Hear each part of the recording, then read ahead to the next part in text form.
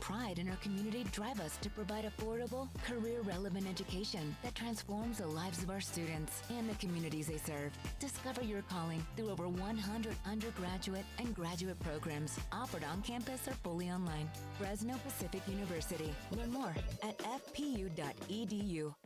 I'm here at the Roger Dunn Open. Former Fresno State football coach Pat Hill is at the first tee. Hey, it's a fairway hit. Yeah, but that's the wrong fairway, Coach. I need to buy a golf game. Coach, I really think you need a Roger Dunn makeover. When you buy a game at Roger Dunn, you can play anybody, anytime, anywhere. This is the old coach, Pat Hill. I bought this 7-iron at Roger Dunn Golf. Number 8 at Tehama, 162 yards out. Eagle, baby!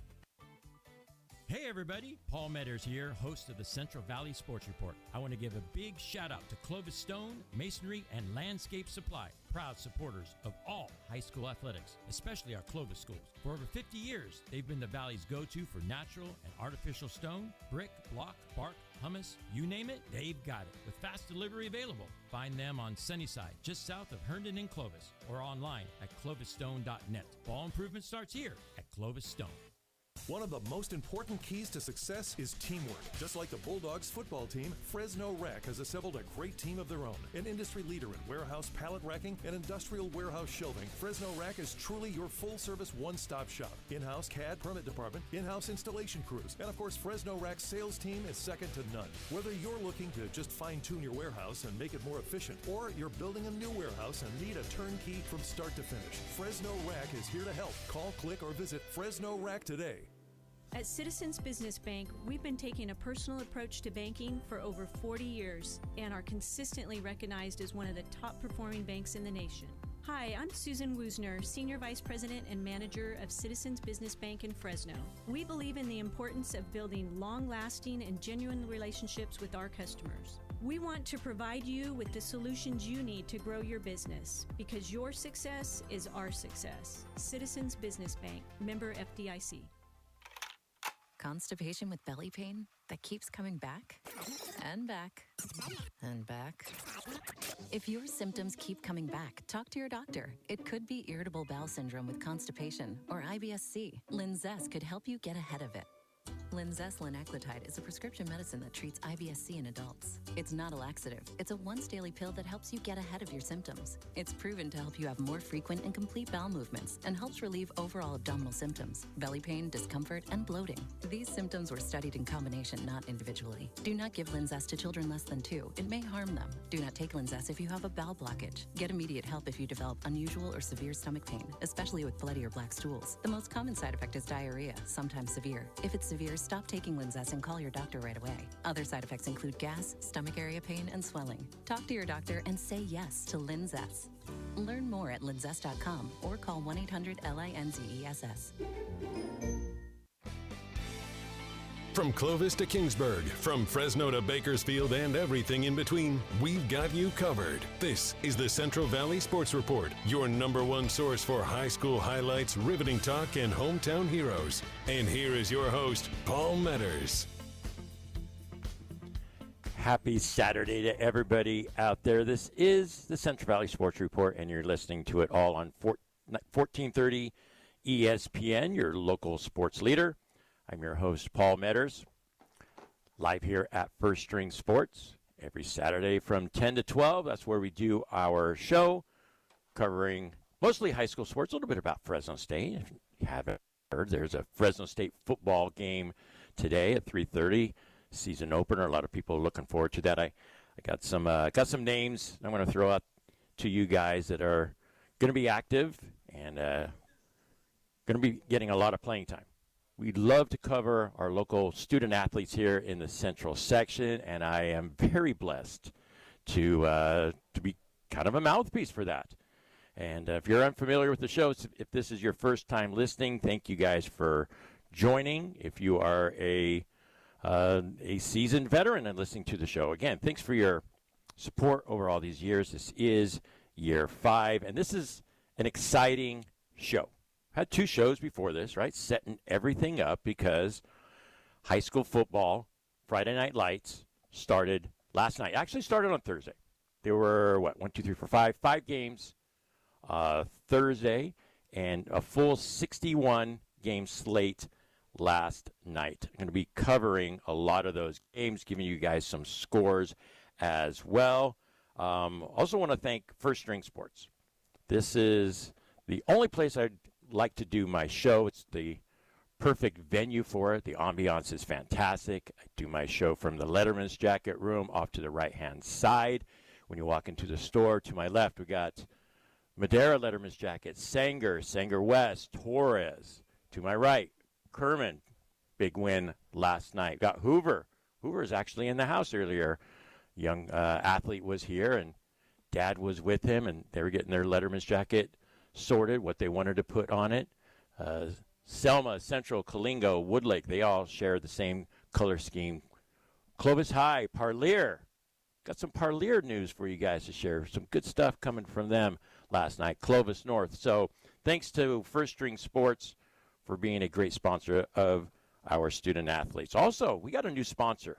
Got to give a shout out to these guys. Thanks to Clovis Stone Masonry and Landscape Supply. They're specifically sponsoring my show. We broadcasted the Inglewood and Central game last night. They helped sponsor the pregame and the postgame as well. So welcome them. Thank you guys for supporting student athletes here in the Central section. They are located on Sunnyside, just south of Herndon. So our broadcast team broadcasted our first game last night. Phil Bonatti, who has a show Behind the Bench every day, 3 to 5, sometimes 3 to 6. He and I broadcasted Inglewood at Central. Pretty big time matchup. A lot of talk about Central. How good are they this year compared to some of the top teams in the state? Because we know that they're the top team in the Central section. Everybody knows that. So a lot of eyes on them. What they did last year in winning the Central section, beating both Clovis North and Clovis East to win their 4th title in school history. So last night was our first game that we broadcast. I'm going to get to some of the nitty-gritty of that game and how that game played out. But I want to mention something before we get into the game and what the score was. So after the game, Phil Bonatti and I walked down. We had the equipment. Coach Kyle Biggs was there. He was kind enough to talk to us about the game. So it's always great to talk to Coach Biggs. And, yes, they won the game, 41-12. And one of the maintenance admin guys came up and said, "Hey, Coach Biggs, I just want to tell you, thank you, because your guys left an extremely clean locker room." And Coach Kyle Biggs is like, "Yeah, thank you, appreciate it. Good thing, because they would have ran. They would have ran on Monday if they wouldn't have left it clean." So I actually went in there. I had to use the facility. So I went in there, and sure enough, the locker room was extremely clean. All the uniforms were piled up in nice, neat piles. There was no trash on the floor. So hats off to the Central football team. The reason why I'm mentioning that, because that stuff means a lot to me. I love hearing that, and I'm sure you guys love hearing that too. Sometimes we hear these horror stories of bad sportsmanship or, talking a lot of trash or leaving trash. So that was just, I don't know, it kind of warmed my heart. So not only did they whoop Inglewood on the field, but they did their school proud. They did their school proud. So hats off to Central. All right, so let's get into the game a little bit. So Inglewood came in ranked 39th by Cal High Sports, so in the top 40.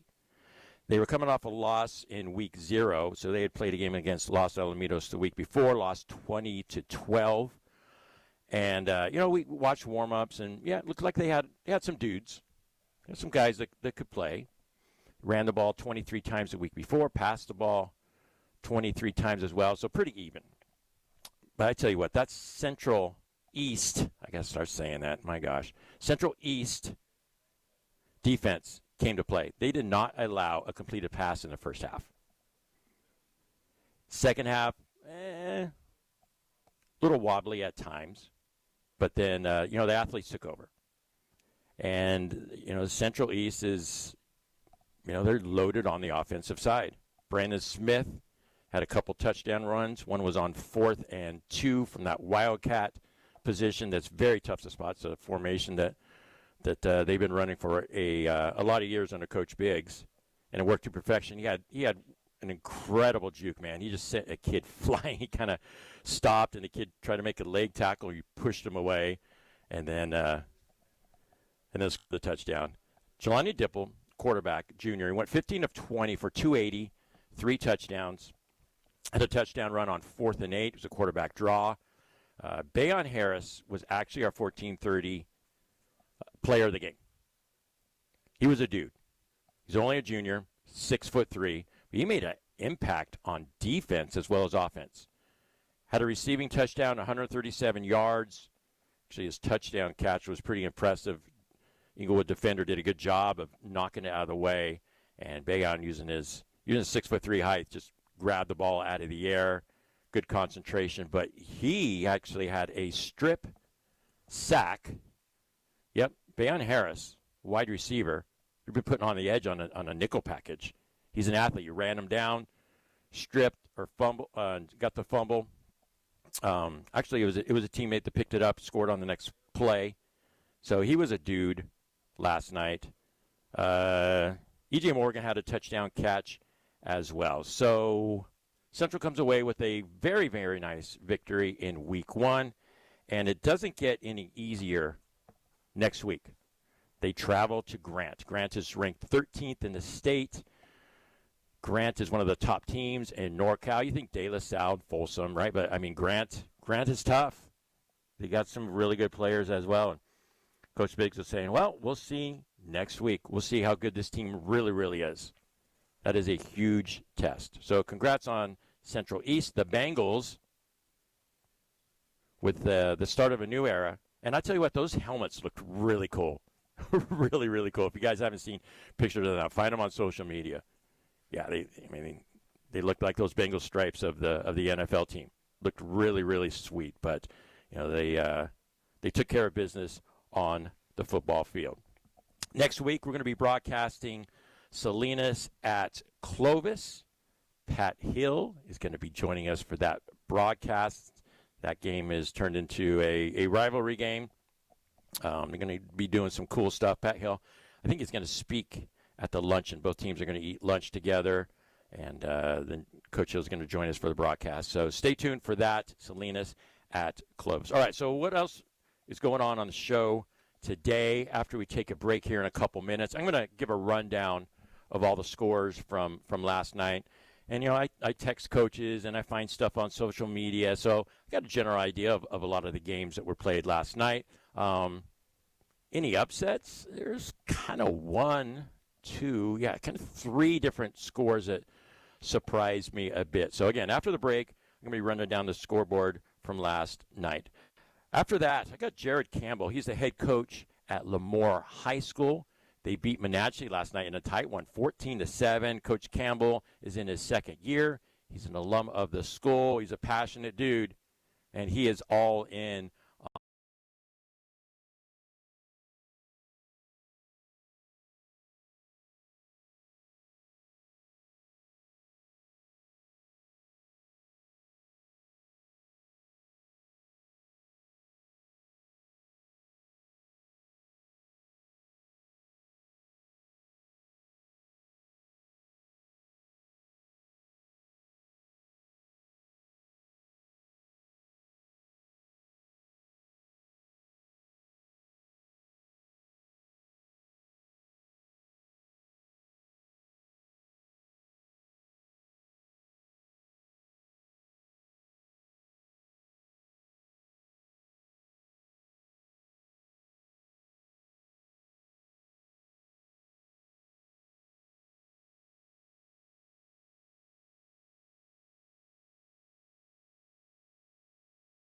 Going to be represented on the field. Today, and Keontre Harris from Lemoore. I'm going to ask Coach Campbell about. Going to be seeing the field too at cornerback, and Titus Kajabi from Clovis West at linebacker as well. So, man, what a great weekend this is going to be for football in the Central Valley. High school football last night, Fresno State football today. We'll take a break here. I'm going to come back and list the games that were played last night and a little bit of information about some of them, too. You're listening to it all on the Central Valley Sports Report on 1430 ESPN. As of today, the 30% federal solar tax credit is still available for homeowners looking to save energy and money, but it's scheduled to be phased out on December 31st, 2025. The time to call Donald P. Dick is now, 255-1644. Let Mr. Cool show you how to drive down the cost of home energy. The deadlines for installing solar and taking advantage of the tax credits are December 31st. Call Mr. Cool at 255-1644. Sports fans, whether you're gearing up for your next adventure or simply searching for the perfect ride, Ed Dina's Auto Center has you covered. Now, let's hear from the 2018 Mountain West champion, Marcus McMarion. Hey, it's Marcus McMarion. At Ed Dina's Auto Center, they'll make car shopping as smooth as a game-winning play. Whether it's a truck, SUV, or the car of your dreams, their incredible team is here to guide you every step of the way. Ed Dina's Auto Center in Dinuba and now in Visalia off Mooney Boulevard. Online at eddinasautocenter.com. Introducing the Sidebar, a brand new open-air beer garden at Me and Ed's Coney Island Grill in River Park. Experience a new way to catch a game, hang with friends, and enjoy new appetizers, char-grilled burgers, salads, wings with over 10 house-made sauces, and of course, world-famous Me and Ed's pizza. Thirsty? Try our self-poured taps with over a dozen craft beers, wines, ciders, and craft seltzers. Plus a full bar with an impressive selection of tequilas, whiskeys, and craft cocktails. The Sidebar at Me and Ed's Coney Island Grill, now open in River Park. Hi, I'm Jim Schaefer with Helena Agri-Enterprises. At Helena, we lead with agronomy, and crop health plays a crucial role in maximizing production.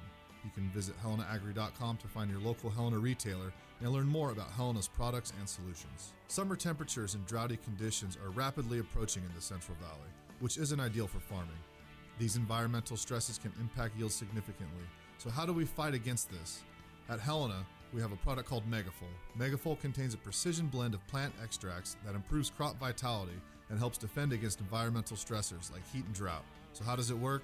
Simply put, the plant extracts in Megafol upregulate genes that produce specific proteins in the crop. More of these proteins means the crop can function at a higher level under stress conditions and less energy is spent on recovery. At Helena, we lead with agronomy, and crop health plays a crucial role in maximizing production.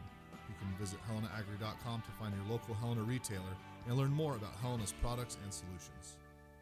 I know how important some of this equipment for the farmers is. Without it, they can't get the job done. That's Bob Aguirre, Service Manager at Pioneer Equipment Company. My philosophy is get the tractor in and get it out as fast as I can. It's not supposed to be in the shop. It's supposed to be out in the field working. Pioneer provides quality service for Kubota, Land Pride, and Nelson Equipment. Stop by and say hi at our Fresno or Reedley locations, and we'll get your equipment serviced right away. This is a family-oriented business. It's been great working for Pioneer Equipment. Visit pioneerequipmentca.com. At FFB, we know behind every business is a person. That's why we're more than a bank. We're a partner, a farming-focused bank for hard workers, a future-forward bank for big dreamers, and a family-friendly bank for the next generation of owners. From first ideas to major milestones, we're here to help you chase your goals and score big. So what can FFB mean for your business? Find out at ffb.bank. That's ffb.bank. FFB Bank. Let's win together. Quick, where can you find a great selection of Tempur-Pedic, Stearns & Foster, Serta, and Mattress First bedding? Easy. The same place you'll find adjustable beds, sheets, pillows, mattress protectors, and more. Sleep Retreat, Inside Fashion Furniture. It's worth the time to walk through and imagine what your home could look like with beautiful new furniture. Or how comfortable you'll be on your new mattress. Fashion Furniture on El Paso, across from River Park. There's nothing like it in all of California.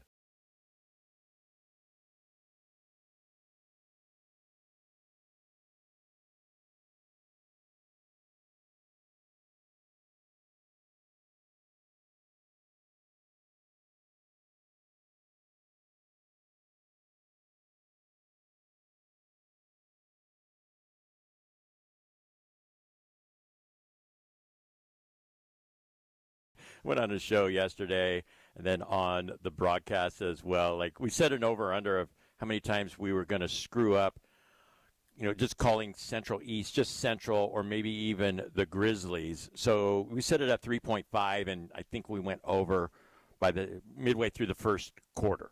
So, right, I'm going to have to get used to it. I think I said Central instead of Central East like twice in my opener here on the show. So Central East Bengals, get used to it. I might have to have a jar here, and every time we screw up here, you got to pitch a quarter. We'll probably have like $17 by the end of the year. But yeah, it was fun to broadcast the game last night between Inglewood and Central East, and this Saturday, Salinas at Clovis High. So here's one of my favorite parts of doing this show is just reading all the scores from the Central section last night. So, you might have went to a game if you're listening, and yeah, obviously you know a score and know a score or two, and maybe somebody was at a game at Carruthers or Riverdale or a Visalia school, and you're like, man, I didn't hear about other scores around the Central section. Well, I'm here to help, and I go to the highschoolratings.com. Max Preps is okay, but you got to really scroll to catch all the scores. So High School Ratings, which is the new website, actually it's the old website, but new address for the Central Section football playoffs, how they're going to rank them. So they do a good job. Again, it costs money. I paid the $40. I get 20 views a day. But it's basically all on one page. The font is really small, so I got my glasses on, so I'll be able to read these the best I can. So there were some games on Thursday. Delano beat Miramonte 39-24. McLean, a huge win over Avenel, 65-0. Game was, I think, 55-0 at halftime, running clock on that one. McLean's got some really good players this year. Coming off of that playoff loss last year to Emmanuel, I know these guys are going to be focused this year as well. Mission Oak over Sanger West, 28-7. Reedley over Fresno High, 47-6. Ridgeview beat south of Bakersfield, 20-0. So here are the scores from last night. There were 61 games. I believe all 61 are listed here. I'm going to comment on a few that I know how the game went about, but these are listed, it's kind of funny, these are listed in alphabetical order by the team that won. So these aren't divided into divisions or even leagues, so it's just a view of all the teams in the Central section. And then there's intersectional games at the bottom. So the non-league games, they're calling them here on the website. I'll list first and then get into the other ones. Arvin defeated Lindsay 31-13. Bakersfield over Buchanan 28-13. A lot of talk about that game. Buchanan with a really good defense. Bakersfield with a running game.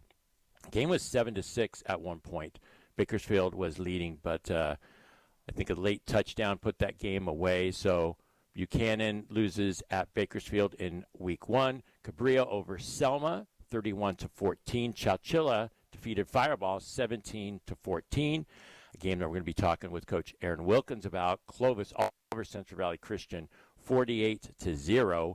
That game started around 8:10, and it was 0-0 after one quarter. So those 48 points were from quarters 2, 3, and 4. Deacon Rose threw a couple touchdowns.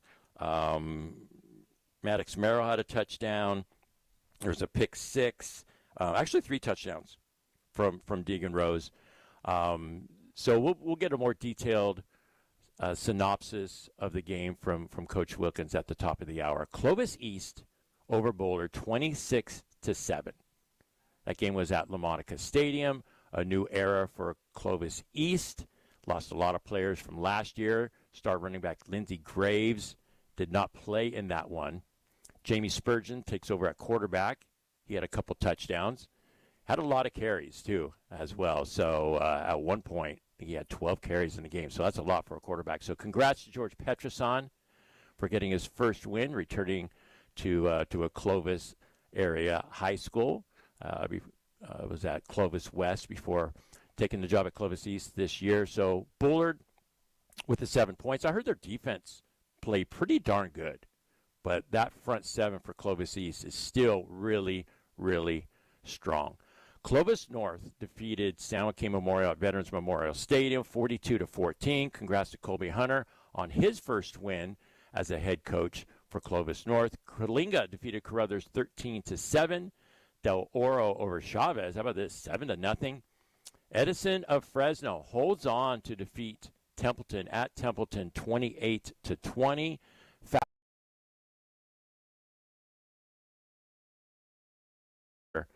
They have a strong offense. Aurora Grande, potential Division 1A team, but Golden West took care of them last night. Highland of Bakersfield over East Bakersfield, 43-19. My alma mater, Emmanuel, 56, Taft 6. Independence of Bakersfield, 41. Keep an eye on those guys. Pioneer Valley, 0, so a shutout for them. And probably one of the best games last night. Kennedy over Hanford, 29-28. Ken Sanchez was on the show last week, says they have a really young football team. Kennedy with that double tight, grind it out type offense. The game went to overtime. Hanford scored first, kicked the extra point. Kennedy scored, went for 2, got it, and they got the win. Kerman all over Torres, 48-0. Their quarterback had 5 touchdown throws. Congrats to Kerman. Kingsburg with a nice win on the road at Paso Robles, 24-14. Congrats to Coach Dave Wilson. Got a text from him this morning. I got to give a shout-out to my guy, Daniel Rojas, who was a student of mine, played football for me where I teach in Traver. Our kids go to Kingsburg High. Booted a 45-yard field goal in that one just to end the first half. So how awesome is that, man? Feel like a proud parent on that one. So, yeah, good job by him in that one. And Lemoore over Menashe. We're going to hear from Coach Campbell after the break, 14-7. Liberty Madera over Strathmore, 29-7. Madera, huge win at Sunnyside, 49-15. Coach Kenny Palinelli was on the show, the first show of the year, and he said they got a sophomore quarterback who played really well and a freshman running back. So I asked him, well, how'd the freshman do? He said, well, Paul, on the third carry, he had a 98-yard touchdown run. So a freshman for Madera with a huge run in that huge win for Madera. McFarland over Farmersville, 30-26. Mendota over Golden Valley, 25-21. Orosi with a nice win over Madera South, 46-14. Parlier over Orange Cove, 42-40. Nice win for Parlier to open up the season. Why? Because they went 0-10 last year.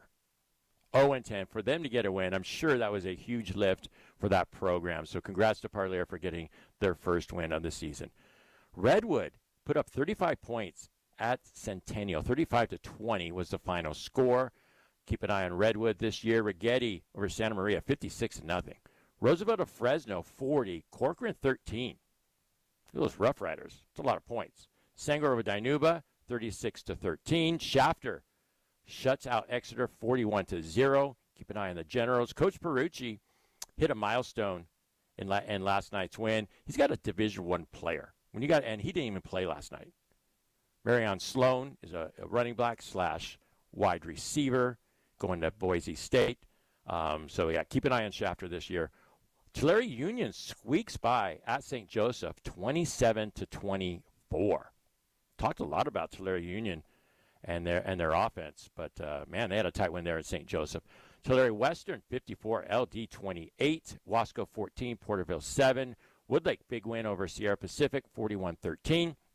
And I got a text from Darren Carr this morning. Bakersfield Christian came back and defeated Faith Lutheran from Las Vegas. They were on the road 28-20. So the defending D2 champs start off with a really, really nice win. Played good defense in the second half, had an interception on the final play of the game in that one. Central East, the game that we covered last night, 41, Inglewood 12. Dos Palos over Los Banos, 43-19. And Clovis West goes on the road to Edison of Huntington Beach and loses 20-13. They were down 20-7 that one. So cut the lead to 7, but wasn't quite enough to beat Edison of Huntington Beach. We know that they beat Central, the Central of old, last year in the state championship game. And one of the best games last year that we covered, Clovis West at home, with J.J. Howard as a freshman, defeated Edison of Huntington Beach. So they came back and won that one this year. Garza with a great win over Mesa Verde on the road, 18-12. Skip a few of these games here. Frontier. This one shocked a lot of people. A lot of talk about Frontier. I had them at number 3 overall in the central section. They got a lot of transfers in. And I heard they didn't mesh real well. Yeah, not judging by that score. 40-7. Yeah. That's going to wake them up a little bit. So they'll obviously drop a lot in some prognosticators' rankings. But that's it, right? That's kind of an eye-opener there. How about one more score here? Garces Memorial lost to Paraclete 35-28. All right, got through the first week of high school scores. We're going to be breaking those down a little bit more as the show moves on. We're going to take a break here, and Lemoore coach Jared Campbell is going to come on. Hey, tight game last night, so it's always good to talk about the team after a win against Monache. So Jared Campbell, Lemoore head coach, coming up next on the Central Valley Sports Report on 1430 ESPN. ESPN Fresno is proud to bring back the Student Athlete of the Week. Each week, we'll honor a local high school standout for their performance on the field, in the gym, or on the court. It's our way of celebrating the hard work, dedication, and talent of Valley athletes who give it their all. And it all leads to Student Athlete of the Year. Do you have an athlete you believe is worthy of this award? Enter them in at 1430ESPNFresno.com today. The Student Athlete of the Week, shining a spotlight on the stars of tomorrow.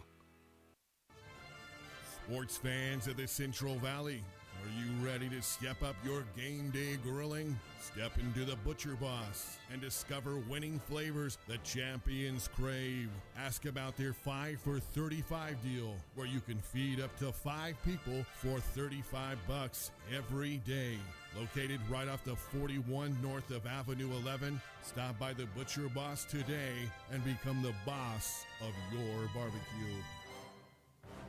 From breezy linen to performance polos, the Patrick James Summer Collection defines cool, effortless style. It's where classic West Coast spirit meets modern refinement. Discover timeless looks from brands like Faraday, Johnny O, Martin Dingman, alongside staples from Tommy Bahama, Robert Graham, and our signature Patrick James line. Made for the man who values quality, confidence, and the art of dressing well. Patrick James, California's sophistication. On Shaw, inside Fresno's Fig Garden Village.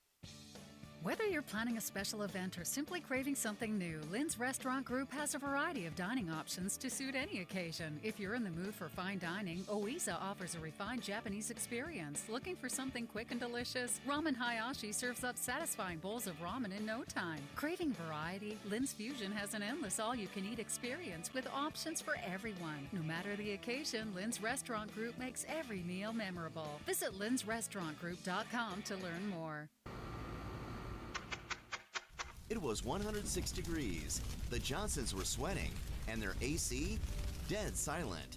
But 2 doors down, the Millers, cool and comfortable. Why? They called Lee's Air for a $99 AC maintenance before summer started. We catch problems before they catch you. Don't sweat the heat. Beat it. Lee's Air Plumbing and Heating. Fast, friendly, guaranteed. Call now or schedule at leesair.com.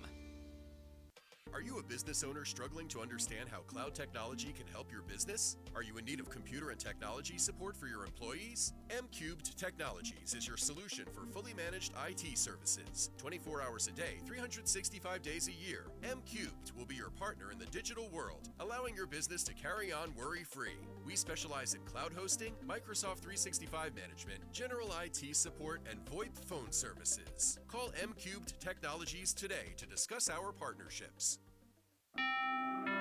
Jay Farner here, CEO of Rocket Companies. If you thought you missed your chance to refinance and save, think again. Mortgage rates have recently dropped, and Rocket Mortgage can help you save big when you call 8338-ROCKET today. For example, with a $250,000 30-year fixed-rate mortgage, you could get a new low rate under 3%. If your current rate is over 3.75%, you could lower your payment by over $100 a month, saving thousands in interest. But you've got to act now, because no one knows how long these low rates will last. So when you need a simple way to get big savings, Rocket can. Call us today at 8338-ROCKET or go to rocketmortgage.com. That's 8338-ROCKET or go to rocketmortgage.com. Rocket. Refinance offer assumes a rate of 2.99%, 3.21% APR, 70% loan-to-value ratio for the cost of 1.75 points. $4,375 due at closing. Monthly payment of $1,052.66. Taxes and insurance not included. Payment will be greater. Rates current as of 7/26/21. Conditions apply. Equal housing lender licensed in all 50 states and MLSConsumerAccess.org number 3030.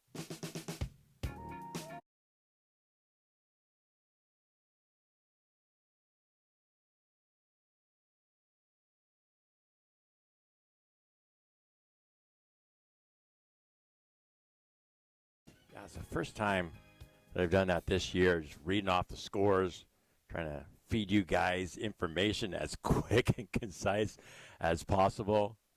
Oh man, that's it's a lot of fun, but I get a little nervous because I got to make sure I try to get in as much as possible and let you guys know how the games went last night. Well, I'm excited about our next conversation. Lemoore coach Jared Campbell, he's on the line right now. This is his second year at Lemoore. He's an alum of the school. His Tigers, man, had a tough one last night. Can't wait to hear about that game. They defeated Menachie 14-7. Like I mentioned, this is Coach's second year. It's his first time on the show. First of all, Coach, thanks for coming on. I really appreciate it. Hey, my guy, I appreciate you for having me. Thank you so much. It's a great honor. All right. So a lot of coaches have different MOs after a game or the next morning. You know, sometimes there's a light lift for teams, or you're already getting into watching the game film from last night, or having meetings. So what do you guys do on a Saturday morning after a game? Are you already breaking down film, or what do you got going on right now? Yeah, I actually just finished with my staff. So we actually start at 8 in the morning, and then we go to about 10:30. We break down our film that we had, corrections, any corrections that we need from last game, and then we spend a little bit of time breaking down the film for our next opponent. We got Washington Union next week. They didn't have a game this past weekend, so we kind of got a little bit of their scrimmage. So broke that down a little bit, and then later tonight we'll get on a Zoom call and kind of get our game plans together. That way we're all on the same page come Sunday, and then we shoot that out to the kids, and then we go to work on Monday. All right, so let's get into last night's game. So, you know, we're broadcasting Inglewood and Central, and we're checking out scores and we're refreshing Max Preps and watching Twitter. And, man, I'm like, yeah, that's a tight game they got going over there with Lemoore and Menachie. And, you know, I got to be honest, I'm keeping it real. Like, it's always easier when I set up talking to a coach after a win, right? It's always a little bit awkward if they lose the night before. So I was rooting for you guys, right? No offense to Menachie. So just kind of walk us through that game. Was it a grinded-out game? Like, how did the scoring go and all that good stuff? Yeah, man. I mean, my buddy, so actually people don't know this, but I played college football with their head coach, Aaron Berry. So I kind of know about him a little bit, and he has a really good team over there. I mean, I don't let the film kind of say too much of the story, because I know adrenaline and all that stuff with football comes into play, and they played tough. They did a really good job of bringing pressure, timing our snap count, doing those little things that kind of got us discombobulated a little bit, but it was hard-nosed. Like I said, our defense had a shutout. We gave up 7 on a kickoff return. So my defense, you know, they shut them out last night. But offensively, just little mistakes and penalties that kind of killed drives. Very young team though, so we got to watch the film, see what we can do, see the mistakes, and how we can get better for next week. But like I said, it was definitely a really good game. I feel like I aged a little bit yesterday, but I'm just happy we came out with a win because it's hard to come by. And, just thankful we can get to work next week. So the kickoff return that you guys gave up, was that early in the game? Did it make it 7-7, or was it 14-0 on that point? What did that look like? So we finally broke the scoring barrier, went up 7-0, and then literally as soon as we kicked it off after going – so I want to say it was middle of the third, kind of ending the third quarter, we end up going down and finally scoring. After we score, we kick it off, and they return it right then and there. I look up, and I'm like, you got to be kidding me. It took us that long to go score, and they just score right then and there. So kickoff return had to get on the field, and our offense had to go down there and try to score again. So that it was definitely a momentum shift on both ends in a flash. So, but like I said, kids showed a lot of heart and resilience and didn't let that really affect them too much as far as moving on to the next play. And you mentioned that you do have a young team this year. So give us some specifics of this year's squad. What's the makeup? You know, a few sophomores mixed in with a few seniors. What's your team look like? Yeah, honestly, it's seniors. Or I got a couple seniors that got to play some big roles. A lot of juniors, and I got a couple sophomores all starting. So we're a good combination of everything. The future's definitely bright at Lemoore. We got a lot of young pieces that are coming in, whether they're in my youth program or on my freshman or JV team. But overall, our varsity team this year is very inexperienced. We don't have a lot of guys on there that have played varsity football, so that kind of spoke a little bit of volumes last night. You know, the lights, 7:30. I actually have to do it. It's not somebody else in front of me. Like, I'm the guy now. So that was kind of how they operate. That was how we kind of came into the season knowing. So I knew there's going to be some growing pains. But like I said, they held each other accountable. They made the adjustments that needed to be made, and we ended up coming out victorious last night, and that's all that matters to me. Absolutely, and I know it's always team first with your squads. Just throw out a few names for us. Who are some names you like to give a shout out to? And I know you mentioned you got a lot of young guys. So who are some guys that you and your staff are leaning on this year? I'll just shout the same names out I did in my other interview that I had. I had Caleb Griffin. He's my senior left tackle. He's been on the varsity team for 4 years now. I'm going to go play at the next level for certain. And then I got Jaden Wright and Tayshawn Mack on the defensive side of the ball. They're the ones that I'm expecting big roles from them this year. They've been kind of in the hindsight and not really that guy up until their senior year, so they finally get the opportunity to go show the world, you know, what they've been working on the past 3 years and their craft that they're trying to master. I had Jameer Campbell last night. He'll be a junior. He did some really amazing things as well for us, making sure he can get open and win his one-on-ones. That's all I preach to him. You got to, you know, do one-on-ones and get that done. And then Prince Logan had a hell of a game last night as well, 2 picks, a big hit. And so that's just off the top of my head. You know, it's a whole team effort for me, though, and coaches as well. I'm nothing without them. They do a really good job of getting our kids in the right positions and situations to be successful. So I'm kind of I like to joke around and say I just kind of get haircuts and try to look good on Friday night. So.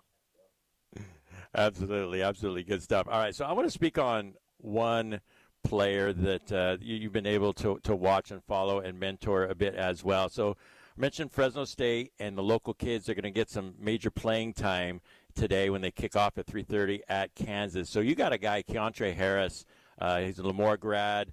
I know that David Asbury, who is one of the greats in Lemoore history, has played a part in his life as well. So how cool is it, man, for you to be able to follow a kid like Keontre and then, you know, watch him ball out today and just kind of speak about him and the type of kid and player he is? Oh, yeah, for sure, man. It's exciting. I'm definitely I got the big screen up already, watching Kansas State and Iowa State going at it. But it's amazing, man. That's my whole philosophy is, as a coach here, it's more than just football for me. I like seeing kids, you know, do things beyond high school, being able to see him grow into the young man he's becoming and being able to know that, you know, he was in a rough state back in high school and actually wanted to give up football. And that's when I had brought David like a big brother to me. He's been watching me play even when I was younger, kind of just letting him be that mentor for Keontre as well.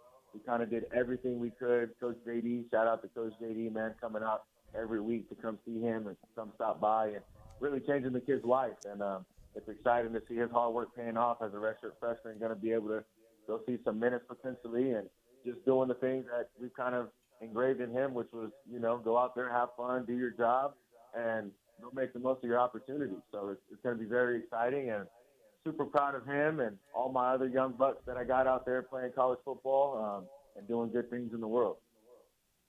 Absolutely good stuff. We're going to get into some of that mentorship and your philosophy as well. But I want you to describe what you want the identity of Lemoore football to be, right? Infusing your personality and your staff as well, but yet, you know, keeping true to what you believe is important in you know, not only football but in life as well. But what do you want Lemoore? What do you want the identity of Lemoore football to be?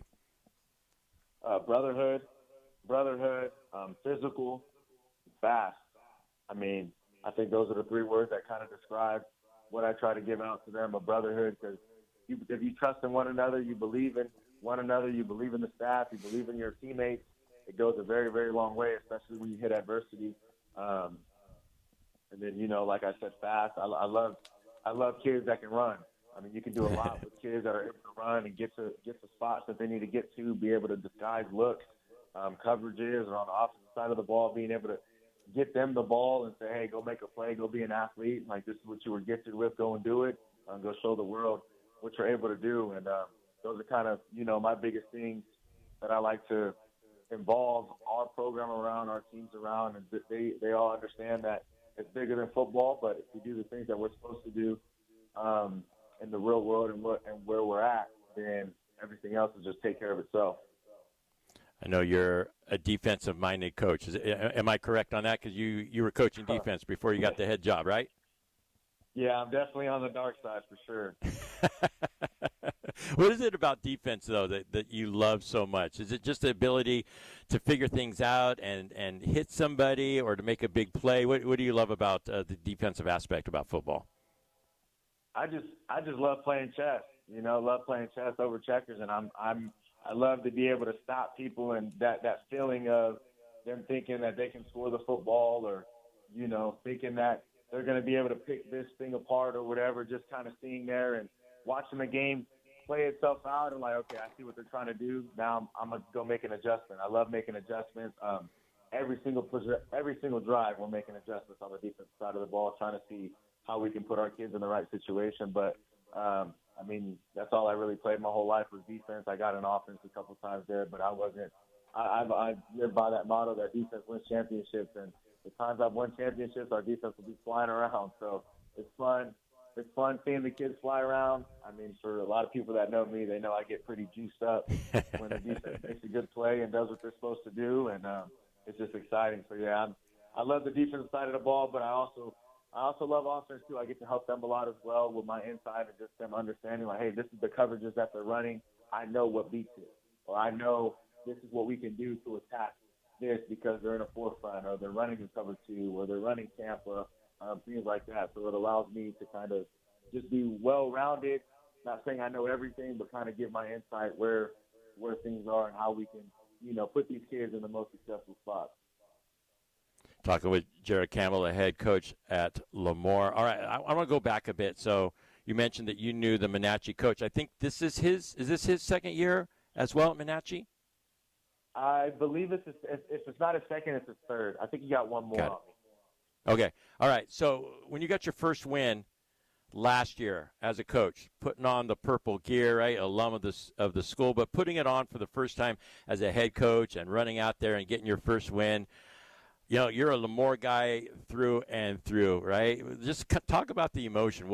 How did you celebrate after the game? Did they, dump the Gatorade water on you or anything like that? So what did that really mean to you? It means a lot, just having them. Shout out to, the school district and my school in particular, my athletic director and principal and all those people that made it possible, trusting a 25-year-old to take over a whole entire program. And I just felt like it meant the world to me. I love being able to put my time and invest my time into something and seeing it pay off. But, for me, all I can remember after the game was, just thanking my staff and thanking the kids. Because at the end of the day, it's about them. It's not about me. I tell them that all the time. I said, without you guys, I'm nothing. So them just trusting in me and believing in me to follow my lead and what I'm saying and what I'm doing. It means the world to me for sure. But it was definitely exciting getting the first one. The jitters are kind of gone now, and I kind of just go out there and just coach them and try to do what's best to come out on the right side of the scoreboard. So Lemoore, obviously a great history of athletics in the town of Lemoore, and doing some research, I actually came upon Wikipedia and just the history of the town, and it was just fascinating. There's just so much history with it, and I found out this was really cool that Lemoore is just a combination of the founder of the town, who's like Dr. something Lee Moore. So they just combined like his middle name and his last name and Lemoore, but just the history of the Tulare Lake and the great athletes that have come through that town. And of course, Steve Perry, the lead singer of Journey, was in Lemoore and Hanford as well. Like some of those great athletes from the past. We mentioned David Asbury, how he's still involved down there, and Lo Neal and Tommy Smith. Just like the history of it, like just how neat is that to be part of such a great community where some great men have come from? Oh yeah, for sure. That's kind of what I speak to my athletes all the time. I always tell them it's bigger than us. We got kids in the youth that are looking up to us, and we have to lead that tradition that those above us that have already passed have done the exact same thing. So it's an honor. I mean, like I said, David's like my big brother. I mean, we talk every single day. We watch film together. He breaks stuff down for me, sends me a text or call every day. And then Can he still catch a pass, though? Can David still catch a pass? Have you seen him? The dude's still a giant. He's still a giant. I know if it was me, I'm coming straight for them ankles. So, I mean, I hosted my second annual youth camp, and that just goes to show, you know, I'm just invested in the community and in the sport of football for our program and just our city. You know, I just think everybody there is just so supportive through the goods and the bads. And like I said, we just try to leave everything better than we found it. Build, you know, kids up to be those difference makers in the world and have those type of names like Lorenzo and Tommy and Charlie and all them. So it's definitely an honor, and I don't never shy away from it because I know that we have the potential to get more of those kind of guys out there in this world. I think I heard you mention you have a JV and a freshman team this year. So you got enough for a freshman team? Yeah, we got all three levels. So I got amazing staff. I got 25 total coaches throughout all three staffs. They do a wonderful job, man. I got 50 kids on varsity. I got 46 on JV, and I have 41 on Frost. So I got a lot of kids out there, and I know teams are getting away from, you know, their freshman programs, but I believe in it. I'm sticking to it, and until they tell me I can't have one, we'll always have one. And it's just an honor to be able to change lives of that many young men, and try to get them out and understand that, you know, football is a tool for life, and it's just not about football. So, yeah, I got all three programs up and running right now.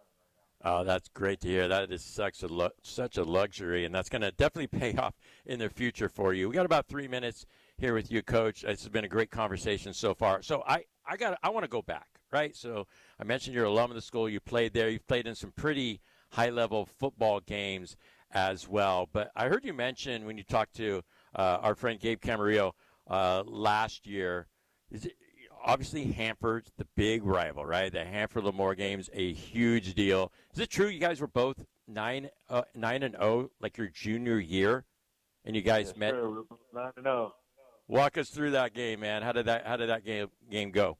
It was wild, man. So whenever we play Hanford, we don't ever have a JV game. It's just a varsity game. We play at 7. So we were at home, and it was 9-0. I don't remember what ranks we were in the Valley, but I'm pretty sure it was a top 5 matchup. And we were at home, and I remember Coach would always have us there, you know, a couple hours before, and it's probably about 4 o'clock or so. And my mom at the time, she was working at the continuation school right across the street from our school, from Lemoore, and she goes, Gerald, it's insane. The line to get in the game. I said, it's 4 o'clock. What do you mean? And I mean, the line from our stadium all the way to Bush Street at 4 o'clock. The crowd, I mean, you would have thought we were playing at Alabama. Like, it was insane. The amount our ceramics teacher, he painted a whole milk can in the middle of the field. I had the luxury of guarding Juju all night long. I took on the task to guard Juju for you guys. I know Juju played at Fresno State as well from Hanford. I had the luxury of guarding him, and like I said, it was an amazing game. I actually got the game-filling pick at the end of the game. I was on the newspaper, and it was just amazing, man. Just seeing both cities just coming together for a bunch of young kids, and just having that much, you know, that many fans. I mean, probably over 10,000 fans in the stadium. Like, it was so packed. I mean, we had people on the track, had people sitting on the berm. Like, it was insane. So, but it was just an honor, and just trying to have that type of, you know, tradition to keep growing and growing, and understanding that you can really impact anybody and everybody's watching you. So it was amazing. And like you said, everything's always better when you come out with a dub. So we actually did completed the undefeated regular season, went 10-0 that year in the regular season. And that's something I'll never forget. I mean, I got a couple coaches with me right now on my staff that played in that game with me, and we still talk about it till this day. So, where's the newspaper clip? You still got it? You got it in a little a folder or anything? Is that a picture of you? Oh yeah, it's on my phone for sure. I still got the picture of I'm holding up the football after I got the pick, and I don't know what I said or what I was doing, but I just know after that next morning, I think one of my friends had sent it to me, and I definitely saved it, and it's there. Memories never, those are never gone. So I always remember that and cherish it, and it was exciting. Absolutely. And Coach, we got to end the conversation. We're up against the clock here. Hey, I've been a fan from afar, and I was excited to get to talk to you today. And you're doing a great job there. Keep up all the great work and pouring into these young men. Good luck the rest of the year.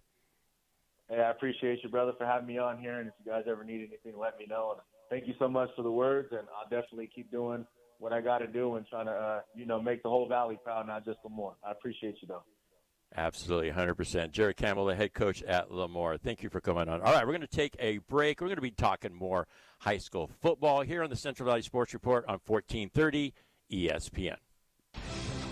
Your home for high school sports. 1430 ESPN, the Valley's local sports leader. KFIG Fresno. This is SportsCenter. I'm Dave Mager. Big defense to start the college football season in Dublin in the rain. 4 first-half fumbles, 2 for each team. Iowa State and Kansas State tied at 7 early third quarter. Rocco Becht of the Cyclones with a touchdown pass. Wildcats quarterback Avery Johnson a touchdown run. It's on ESPN. NFL preseason rookie Keon Martin of the Ravens interception return for a score, 26 yards, and Baltimore leads Washington 27-3 in the third. A pick 6 also for Daniel Scott of the Colts. Indianapolis 10, Cincinnati 7 in the second. These are all second quarter scores. Joe Flacco touchdown throw, Cleveland 7, Rams nothing, and Bo Nix 19-yard touchdown pass to Cortland Sutton. Denver 10, New Orleans 6. Baseball, Trevor Story of Boston, bases loaded 2-run double off Will Warren in the third, and the Red Sox lead the Yankees 2-0. It's on many ESPN radio affiliates and the ESPN app. Last night, San Diego trailed the Dodgers by 1 game in the NL West. The Padres had the 2-1 lead, top of the ninth. And a swing and a miss. Got him with a fastball, and Hernandez strikes out to end the game as Suarez leaves the tying run 90 feet away. Padres beat the Dodgers 2-1, and we've got a tie atop the National League West. The call on 93.7 The Fan. They play again 8:40 Eastern. Houston at Baltimore, A's at the Mariners. Astros by 2 over Seattle in the AL West. What's up, kiddos? Clinton Yates here. Coming up on Monday, our NFL two-a-days continue to roll on, and the MLB postseason is right around the corner. We'll break it all down on Clinton and Friends at 10 a.m. Eastern on ESPN Radio and the ESPN app.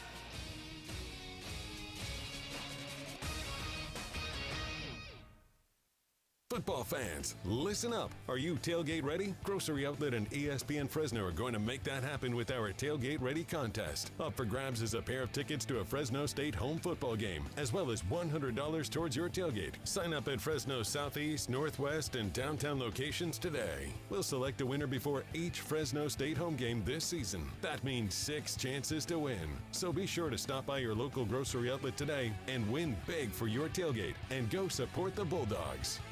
Hey, it's Phil Bonatti from Behind the Bench for my friends at Valley Athletics, the new go-to sports facility in the Central Valley. Founded by Valley legend Vance Wahlberg and former Bulldog volleyball coach Jonathan Winder. Valley Athletics allows athletes to really shine at volleyball, basketball, and pickleball. Visit valleyathletics.co right now to learn more about enrolling in our current volleyball and basketball offerings that include league play. That's valleyathletics.co. Proud sponsors of high school athletics. Want to work somewhere fun, flexible, and rewarding? Me and Ed's is hiring. We're looking to expand our team with full and part-time positions at over 40 locations. Join our growing company as a delivery driver or valued team member today. For more information on job descriptions or to apply, go online at meandeds.com or visit your nearest location. Me and Ed's is hiring. Fill out an application. For 80 years, Fresno Pacific University has been shaping the heart and soul of California as the Central Valley's only accredited Christian university. Today, our deep faith roots and pride in our community drive us to provide affordable, career-relevant education that transforms the lives of our students and the communities they serve. Discover your calling through over 100 undergraduate and graduate programs offered on campus or fully online. Fresno Pacific University. Learn more at fpu.edu. At FFB, we know behind every business is a person. That's why we're more than a bank. We're a partner, a farming-focused bank for hard workers, a future-forward bank for big dreamers, and a family-friendly bank for the next generation of owners. From first ideas to major milestones, we're here to help you chase your goals and score big. So what can FFB mean for your business? Find out at ffb.bank. That's ffb.bank. FFB Bank. Let's win together. Welcome to A+ Signs. Thanks. Yeah, I need some custom exterior signs for my business. Great. What's the name of your business? C+ Signs. Wait, you own a sign company? Yep, C+ Signs. And you want us, A+ Signs, to make your signs? Yeah, I need them really fast, and we can't touch our turnaround times. We are kind of known for that. For signs that stop traffic, drive traffic, and even direct traffic, call A+ Signs. Remember, A+ has great technicians to service and repair signs, too. Yeah, we got a guy, but he's afraid of ladders. I'm here at the Roger Dunn Open. Former Fresno State football coach Pat Hill is at the first tee. Hey, it's a fairway hit. Yeah, but that's the wrong fairway, Coach. I need to buy a golf game. Coach, I really think you need a Roger Dunn makeover. When you buy a game at Roger Dunn, you can play anybody, anytime, anywhere. This is the old coach, Pat Hill. I bought this 7-iron at Roger Dunn Golf. Number 8 at Tehama, 162 yards out. Eagle, baby! I make sure that we have plenty of parts for the service department and the customers in the front counter. That's Al Carmona, parts manager at Pioneer Equipment Company. A lot of farmers come in, they know what they want, and if they don't, we try to help as best as we can. Pioneer carries a wide selection of Kubota, Land Pride, and Nelson parts. Stop by and see us in Fresno or Reedley. We'll get you a cup of coffee and the parts you need. We have really good customers. Pioneer Equipment's a great place. Visit pioneerequipmentca.com. From Clovis to Kingsburg, from Fresno to Bakersfield and everything in between, we've got you covered. This is the Central Valley Sports Report, your #1 source for high school highlights, riveting talk, and hometown heroes. And here is your host, Paul Metters. Welcome to hour number 2 of the Central Valley Sports Report. You're listening to it on 1430 ESPN, your local sports leader. Gosh, I love that conversation I had with Coach Campbell at Lemoore when an alum comes back to the school, pours back into the student athletes. We didn't even get into his job on campus and just how young he really is. But he's got a lot of good stuff going on over there in Lemoore and 3 different levels, JV and freshman as well. So that's a program to definitely keep your eyes on in the years to come. If you miss any part of any show, you can go to 1430ESPNFresno.com. Go under podcasts. You can check out my shows. If you missed, a show from last year, you want to go back and listen to an interview, they're all there. Behind the Bench as well with Phil Bonatti, Bulldog Sports Hour with Tony D. They're all right there. We're your local sports leader for a reason. We've got a coach on the line right now that I'm very excited to talk with. Aaron Wilkins, the head coach at Clovis High. His Cougars defeated Central Valley Christian last night 48-0 on the road. They scored all their points in the final 3 quarters. Always great to catch up with Coach Wilkins. Wasn't able to talk with him last year, but he's a fantastic conversation. We got him on the line right now. Hey, first of all, thanks, Coach. I know your mornings are always super busy, especially after a football game. So thanks for coming on. Really appreciate it. Always make time for you. You know that. And appreciate what you do for Central Valley Sports. I really do. Thank you. All right, so let's get into the game last night, the preparation for it. CVC made it to the Division II Central Section Championship game last year. Don Arax is a tough-nosed head coach. You've coached against him before. What was kind of the game plan going into that game, and how did you guys execute on the field last night? Yeah, so, how we do our scrimmages, you scrimmage right beforehand, and honestly, our scrimmage went rough, Paul, just because we didn't prepare at all for it. We were working on CVC, essentially treating it like a bye week and doing it for 2 weeks, and so now all of a sudden you got the nerves going, right? You're like, oh my goodness, I don't know, and part of it too is we and everybody knows, and like we'll get the elephant out of the room here real quick, is we got a new transfer in, and we had to revamp the offense fairly quickly because then you get the caliber of player that we had. I'd be silly not to get that young man on the field, and so. All those factors that went into it. On top of that, we practice in the mornings, right? And it's 100 and whatever it is, and the kids are in the heat, and you just don't know because it's week one, and you're just excited to find out what your team's made of and built like. And with Coach Arax, like they always the unexpected and trick plays. How Coach Arax is. He always does a great job preparing his teams to go out there and win, especially when it's a Columbus school. He's known for that. But wow, the boys responded really well. It's funny. The first quarter we had the ball on offense, and we were driving down. We had a couple little penalties, typical week one stuff, right? Where we kind of got derailed on our opening drive, and the first quarter was just over before you knew it. And we were in a dogfight there in the first half. And the boys, Deegan, being Deegan, kind of did his thing, got the locked in and dialed in, and he helped us score quite a few points in a hurry. And just the defense last night, my goodness, those kids, they're young. I think we made a count. We have like 6, 7 sophomores on defense right now, and they just play with their hair on fire. So very happy with the way we responded to all the elements of the adversity. Super excited for just the defense in general, because I thought that was the biggest question mark going into this game. Everybody's talking about the offense, right? And just wanted to see what our defense was made of, and they're going to be fun to watch for sure.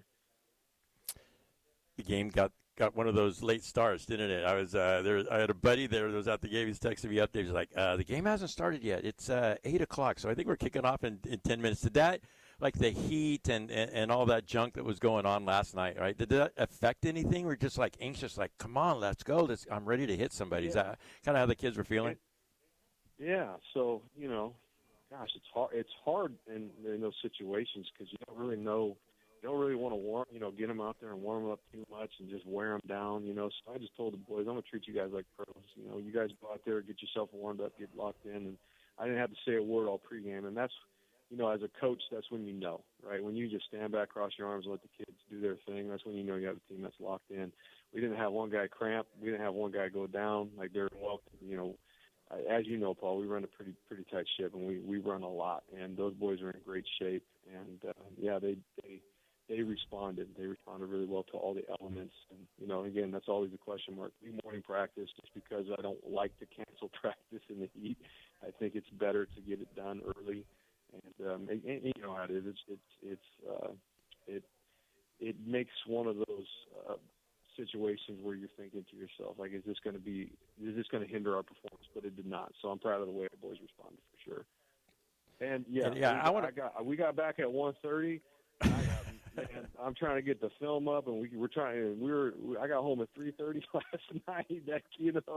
And so I gave the boys the morning off. They earned it for sure. They earned it. Sleep is more important. Sleep is more important for the kiddos. Absolutely, and good thing it was only in Visalia, right? It wasn't too far of a drive for you guys to get home. Some of these other schools had long bus rides home, but I do got to mention this, right? So, I try to hit up practices, before the season starts, and I'm a teacher too. So, so it's my final week before I got to go back to school, and I'm texting other coaches and getting the times, and gosh darn it, you practice like 6 a.m. to 8:30. I'm like, oh my gosh, either I'm getting up, early on my final week before I go back to school, but I ended up going to your blue gold scrimmage, so that was good. But man, you're right, you do run a tight ship, and those morning practices, gosh, man, you got those guys dialed in. Yeah, we've had, all year long, we've had one guy late, right? And I think bigger picture, right, is like what in life do you going to have to do as a man? And a lot of people got to get up early to get to work, and so I think it's kind of delved a little bit of discipline into our program, and kids kids love it too, because with the later start of schools now, they have more time to go home and do their homework. I think that's just as important, academically, and making sure you take care of your boys and you're not getting home at 9 o'clock at night, because what are they going to do? You know how kids are. They get home too late, man. They're going to take a shower, get on their phone, go to sleep, and then all of a sudden their academics start suffering. So it's been a good fit for us. We're going to get into some of your players in just a second. I want to definitely hear about them from your perspective. But I do got to ask you, Coach, about the expectations and how are you and your coaching staff framing this football year? Clovis, it's just the rich tradition of Cougar football. You got a strong team, probably as strong as you've had at your time at Clovis so far. One of the strongest Clovis Cougar teams I've seen in a long time as well. But how are you guys framing this season? When are you guys really going to push the team? Have you guys really kind of mapped it out? What your expectations for this team for this season?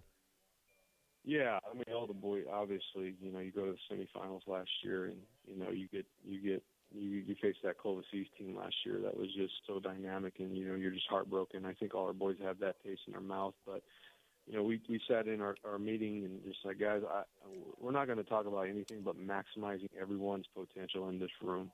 And I think that keeps you centered, Paul. I think it's easy right now to look ahead, right? It's easy right now in this space to buy into what people are telling you, and how kids are. They're getting on their social media and everybody's saying all these nice things, and Nick Saban said it best, all that stuff is rat poison. And so right now, honestly, what we're trying to do is maximize our potential and play up to our full potential, because one thing is, do we have that team? But I feel like we've had teams in the past that have been close, but I think we're all tired of being close. And with that being said, if we can maximize the potential of this team, we can go very far for sure. I think everybody sees that. But also, when you have a accumulation of talent, I always call it the curse of talent. When you have too much of it, and guys have expectations of, how am I going to get this, and this is mine, and this and that, and it becomes more about you and then less about the team. All we're preaching right now is be a team guy. Be a team guy, do your job, and when the play comes your way, make your play. And our kids are buying into it. And last night you just saw it. You saw kids just getting excited for everyone that was making plays, and our playmakers were out there not worrying about, how many touches they had. They're just more worried about their teammates and taking care of each other. So culturally, I think we're on the right track, and it's easy. It's easy early. As you know, it's consistency that's going to carry us through the season. Just being consistently good and consistently on top of the minor details, and not buying into, hey, we've got talent, so, we could just going to show up and teams are going to fold. That's never the case. Everybody wants a shot at us, and we know that. So we're just going to try to maximize every week, maximize every player, and that will carry us, I think, a long way this year. We're talking with Aaron Wilkins, the head coach at Clovis High School. All right, so let's dive into a couple of your players. It's kind of the makeup of your team.